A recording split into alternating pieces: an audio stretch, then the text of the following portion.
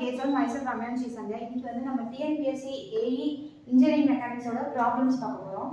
So Sandhya வந்து சொல்லுவாங்க. Okay, first என்ன கேட்டிருக்காங்க, x is equal to 4 sin 3t கேட்டிருக்காங்க. அப்புறம் y is equal to 4 cos 3t அப்படின்னு சொல்லியிருக்காங்க. அதோட டிஸ்டன்ஸ் சொல்லியிருக்காங்க, distance with respect to x axis and y axis சொல்லியிருக்காங்க. அடுத்து வந்து ரிசல்டன்ட் வெலாசிட்டி வந்து கேட்டிருக்காங்க. ஸோ ரிசல்டன்ட் வெலாசிட்டி நம்ம எப்படி எழுதுவோம்னா, resultant velocity is equal to ux square plus uy square. uங்கிறது என்னன்னா வெலாசிட்டி தான் நம்ம பேசுறாங்க. xங்கிறது வந்து velocity with respect x axis and yங்கிறது வந்து uyங்கிறது velocity with respect to y axis. அப்போ ux போது நம்ம வந்து இங்க வந்து x தான் கொடுத்துருக்காங்க. நமக்கு வந்து வெலாசிட்டியோட ஃபார்முலா தெரியும். வெலாசிட்டிங்கும் போது dx/dt ன்னு இருக்கும். ஸோ அந்த இடத்துல வந்து இந்த இடத்துல u is equal to displacement by time போடும்போது dx/dt. ஸோ டிஃபரன்ஷியேட் பண்ணனா நமக்கு வந்து sin θ டிஃபரன்ஷியேட் பண்ணா cos θ வரும். ஸோ இங்க 3θ னா 3 முன்னாடி வரும். 4 × 3 cos 3t வரும். அப்போ ஆன்சர் என்னன்னா 12 cos 3t வரும். அதே மாதிரி with respect to y axis பண்ணும்போது இது ux uy. அப்போ dx/dt பண்ணும்போது cos பண்ணனா மைனஸ் வரும். ஸோ -4 × 3 × sin 3t போடும்போது நமக்கு என்ன கிடைக்குன்னா சேம் தான் -sin 3t கிடைக்கும். ஸோ அந்த வேல்யூஸ் வந்து இங்கே நம்ம சப்ஸ்டிட் பண்ணலாம். So resultant velocity value substitute பண்ணும்போது என்ன கிடைக்குன்னா, ஃபர்ஸ்ட் வந்து 12 cos 3t the whole square plus -12 sin 3t the whole square. Root போடும்போது இந்த இடத்துல 12 காமனாக இருக்குது. அப்போ 12 ஸ்கொயர்னா 144 வரும். ஸோ இங்கே வந்து cos square 3t plus sin square 3t வரும். So cos square 3t plus sin square 3t வந்து வேல்யூ வந்து 1. அப்போ ரூட் ஆஃப் 144 வந்து ஆன்சர் வந்து என்னன்னா 12 கிடைக்கும். ஸோ அப்போ ஒரு ரிசல்டன்ட் வெலாசிட்டி என்ன சொல்றாங்க, 12 m/s அப்படின்னு சொல்லுவாங்க. ஓகே, இங்க வந்துட்டு எக்ஸ்என் வேல்யூஸ் கொடுத்துருக்காங்க, ரிசல்டன்ட் வெலாசிட்டி கேட்டிருக்காங்க. ஸோ ரிசல்டன்ட் வெலாசிட்டினா root of ux plus ux square plus uy square அப்படின்னு சொல்லியிருக்காங்க. ஸோ வந்து இங்கே டிஸ்டன்ஸ் கொடுத்துருக்கிறதுனால எக்ஸ் கொடுத்துருக்கனால நம்ம அதை டிஃபரன்ஷியேட் பண்ணும்போது நமக்கு வந்துட்டு வெலாசிட்டி கிடைக்கும். ஸோ யூஎக்ஸோட வேல்யூ வந்து ஃபர்ஸ்ட்டுக்கு வந்து 12 cos 3θ கிடைச்சிருக்கு. நெக்ஸ்ட் வந்து -12 sin 3θ அப்படின்னு டீன் கிடைச்சிருக்கு. அதுக்கப்புறம் நம்ம ரிசல்டன்ட் சப்ஸ்டிட் பண்ணும்போது ரூட்ல இருந்து நம்ம வெளியே எடுக்கும்போது வெலாசிட்டி வந்து 12 m/s அப்படின்னு கிடைச்சிருக்கு. ஓகே, நெக்ஸ்ட் क्वेश्चन என்ன கொடுத்திருக்காங்க, அதே டிஸ்பிளேஸ்மென்ட் சொல்லிருக்காங்க. டிஸ்பிளேஸ்மென்ட் 2t³ + 4t² - 60 + 8 கொடுத்திருக்காங்க. அக்ஸலரேஷன் என்னன்னு கேட்டாங்க. ஸோ நம்மளுக்கு வந்து அக்ஸலரேஷன்ங்கிறது வந்து வெலாசிட்டி பர் டைம் நமக்கு தெரியும். Change in velocity per time. வெலாசிட்டினா என்னன்னா டிஸ்டன்ஸ் பை டைம் நமக்கு தெரியும். அப்போ என்ன பண்ணணும்னா நம்ம ஃபர்ஸ்ட் வந்து வெலாசிட்டி கண்டுபிடிக்கணும், அதுக்கப்புறம் அக்ஸலரேஷன் கண்டுபிடிக்கணும். அப்போ என்ன பண்ணணும்னா ஃபர்ஸ்ட் வந்து வெலாசிட்டிங்கும் போது இந்த இடத்துல வரும் ds/dt. அப்போ ஒரு டைம் டிஃபரன்ஷியேட் பண்ணா நமக்கு என்ன வரும்னா 60² + 8t - 6 வரும். அதுக்கு அடுத்தது மறுபடியும் இப்போ வெலாசிட்டி கண்டுபிடிச்சோம். இப்போ அக்ஸலரேஷன் ஆகும்போது என்ன ஆகும்னா இது அகைன் மறுபடியும் என்ன பண்ணுறோம், டிஃபரன்ஷியேட் பண்ணுறோம். ஸோ d²s/dt² பண்ணும்போது 12t + 8 வரும். இப்போ என்ன கேட்காங்க, அக்ஸலரேஷன் அட் டைம் 4 செகண்ட் அப்படின்னு கேட்காங்க. அப்போ அக்ஸலரேஷன் at t = 4 அப்படிங்கும்போது 12 × 4 நமக்கு சப்ஸ்டிட் பண்ண என்ன கிடைக்குன்னா 56 கிடைக்கும். ஸோ வந்து அக்ஸலரேஷன் என்னன்னா 56 m/s² கிடைக்கும். ஓகே, இங்கேயும் அதே தான் கொடுத்துருக்காங்க. s = ஒரு ஈக்குவேஷன் கொடுத்துருக்காங்க. Acceleration at 4 second at the time is equals to 4 second அப்படின்னு கொடுத்துருக்காங்க. ஸோ இங்க வந்துட்டு நம்ம டிஸ்டன்ஸ் வச்சு நம்ம வந்துட்டு வெலாசிட்டி கண்டுபிடிக்கலாம். ஒரு டைம் டிஃபரன்ஷியேட் பண்ணா நமக்கு வந்து வெலாசிட்டி கிடைக்கும். அதே வெலாசிட்டி மறுபடியும் டிஃபரன்ஷியேட் பண்ணா நமக்கு ஆக்ஸலரேஷன் கிடைக்கும். ஸோ at 4 செகண்ட் அப்படிங்கிறதுனால டைம் வந்து நம்ம சப்ஸ்டிட் பண்ணும்போது நமக்கு ஆக்ஸலரேஷன் 56 m/s² கிடைக்கும். ஸோ நெக்ஸ்ட் என்ன கொடுத்துருக்காங்கன்னா velocity initial velocity 5 meter and final velocity 8 மீட்டர்னு சொல்லியிருக்காங்க.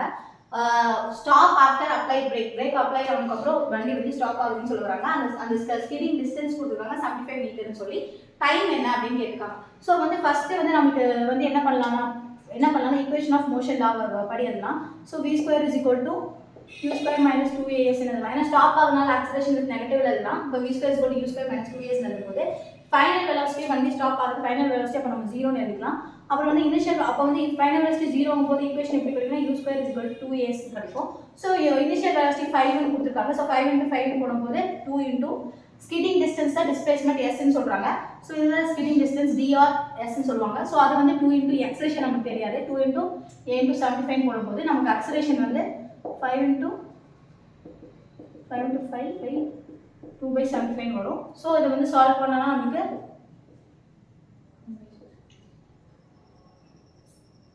1 5 5 15 டைம்ஸ் வரும். 5 1 5 3 அப்போ ஆன்சர் அக்ஸலரேஷன் வந்து நமக்கு என்ன வரும்னா 1/6 அப்படின்னு வரும்.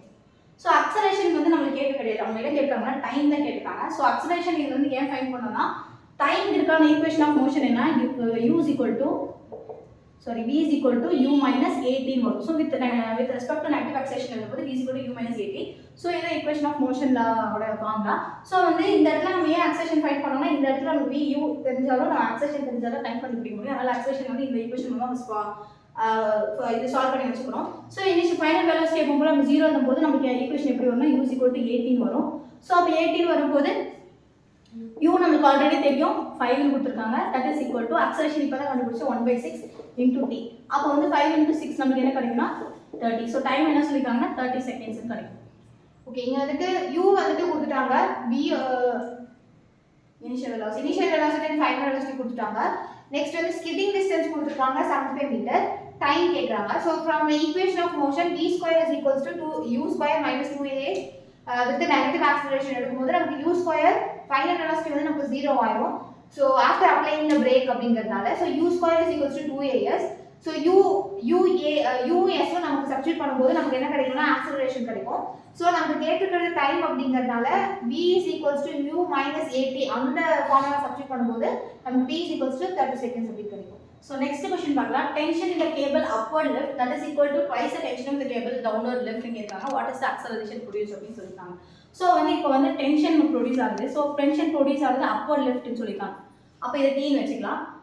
அப்போ அக்சலரேஷனும் மேலே தான் போகுது upward lift அப்படின்னு சொல்லியிருக்காங்க. ஸோ வெயிட் வந்து நம்ம எப்பவுமே வெயிட் ஆக்ட் ஆகிறது வந்து mg எப்படி நம்ம கீழே எடுத்துப்போம் கீழே டைரக்ஷனில், அது வந்து ட்வைஸ் தி டவுன்வர்ட் கேட்குறாங்க. டவுன்வர்ட்னா அப்போ வந்து லெஃப்ட் வந்து டென்ஷன் வந்து டவுன்வர்டாக ஆக்ட் ஆகும், T2 இல்லாட்டி Tன்னு வச்சுக்கலாம். டவுன்வர்டாக ஆக்ட் ஆகும்போது அக்சலரேஷனும் டவுன்வர்டாக ஆக்ட் ஆகும் அப்படின்னு சொல்கிறாங்க. ஸோ இதோட ஈக்குவேஷன் நம்ம எப்படி எழுதலாம் அப்படின்னு பார்த்தோம்னா T1 ஃபர்ஸ்ட் டென்ஷன் இந்த கேபிள் எழுதலாம், மேலே போகுது. ஸோ T1 T இந்த கேபிள் 1 வச்சுக்கலாம், இந்த கேபிள் 2 வச்சுக்கலாம், இல்லைனா Tனே வச்சுக்கலாம். அப்போ T மைனஸ் கீழே அகைன்ஸ்ட் கிராவிடேஷனால் லெஃப்ட் மேலே போகுது, அப்போ minus mg that is equal to என்ன ஃபோர்ஸ் அக்சலரேஷன் ப்ரொடியூஸ் ஆகுது அது வந்து ma சொல்றாங்க. ஸோ இது வந்து இப்படி தான் t is equal t1 is equal to minus mg is equal to ma. So இந்த ஈக்குவேஷன் எப்படி எழுதுனா t வந்து கீழே வருது, ஸோ மைனஸ் t2 இது வந்து நார்மல் டைரக்ஷன் தான் இருக்கு, கீழே தான் ஆக்ட் ஆகுது weight. So minus mg that is equal to ma அப்படின்னு சொல்றாங்க. ஸோ இந்த இடத்துல வந்து கண்டிஷன் என்ன சொல்லியிருக்காங்கன்னா கண்டிஷன் வந்து t1 that is equal to t2 அப்படின்னு சொல்லியிருக்காங்க. ஸோ இது t1 இது t2 அப்படி வைக்கும்போது நம்ம இப்போ வந்து T1 மட்டும் எடுத்து சப்ஸ்டிட் பண்ணனா T1 is equal to என்னன்னா MA minus MA plus MG கிடைக்கும். ஸோ அப்போ T1ங்கிற இடத்துல வந்து நம்ம MA plus MG சப்ஸ்டிட் பண்ணோம் equal to 2. T2 வந்து இங்கே ஆல்ரெடி இருக்கு. ஸோ T2 அந்த பக்கம் போகும்போது என்ன கிடைக்கும்னா நமக்கு MG minus MA is equal to T2 கிடைக்கும். ஸோ T2 சப்ஸ்டிட் பண்ணனா MG minus MA கிடைக்கும். ஸோ இது ஃபுல்லாக நம்ம சால்வ் பண்ணும்போது என்ன வரும்னா இதில் M காமனாக இருக்கு. ஸோ A plus G இதுலேயும் M காமனாக இருக்கு, G minus A. So mm வந்து கேன்சல் ஆகிடும். இப்போ G டேர்ம்ஸ் எல்லாம் ஒரு பக்கம் கொண்டு போகும்போது A plus G 2G minus 2A வரும். ஸோ G வந்து இந்த பக்கம் போச்சுன்னா 2G minus G G ஆகிடும். A இந்த பக்கம் வந்துச்சுன்னா 3A. ஸோ அக்சலரேஷன் நமக்கு என்ன கிடைக்கும்னா அக்சலரேஷன் இந்த டென்ஷன் வந்து என்ன கிடைக்கும்னா G/3 கிடைக்கும். ஸோ அக்சலரேஷன் இந்த டென்ஷன் ப்ரொடியூஸ் இந்த கேபிள் வந்து என்ன கிடைக்கும்னா G/3 அப்படி கிடைக்கும். ஓகே, டென்ஷன் கேபிள் கொடுத்துருக்காங்க upward lift ஒரு condition that is equals to twice the tension in cable of downward lift. அப்படி இருக்கும்போது acceleration எப்படி இருக்கும்னு கேட்டிருக்காங்க. ஸோ இங்கே upward lift அப்படிங்கிறதுனால நமக்கு வந்து ஈக்குவேஷன் எப்படி கிடைக்குதுன்னா டென்ஷன் வந்து upwardல இருக்கும்போது ஆக்சலரேஷனும் வந்துட்டு upwardல இருக்கு. ஸோ T இது downwardல இருக்கிறதுனால T1 minus mg equal to ma acceleration எடுத்துக்கிறோம். அதே வந்து T2 எடுக்கும்போது டென்ஷன் கீழே வருது, ஆக்சலரேஷனும் வந்து கீழே ஆக்ட் ஆகும். அப்போ minus T2 equal to minus T2 இது வந்துட்டு plus mg equal to இது வந்துட்டு plus ma அப்படின்னு எடுத்துக்கிறோம். So T2 is equals to mg minus ma அப்படின்னு கிடைக்குது. T1 is equals to ma plus mg கிடைக்குது. ஸோ என்ன கண்டிஷன் கொடுத்துருக்காங்கன்னா டென்ஷன் ஃபர்ஸ்ட் கேபிள் இருக்கிறது வந்து twice that of the second cable அப்படின்னு சொல்லியிருக்காங்க, டென்ஷன் பற்றி சொல்லியிருக்காங்க.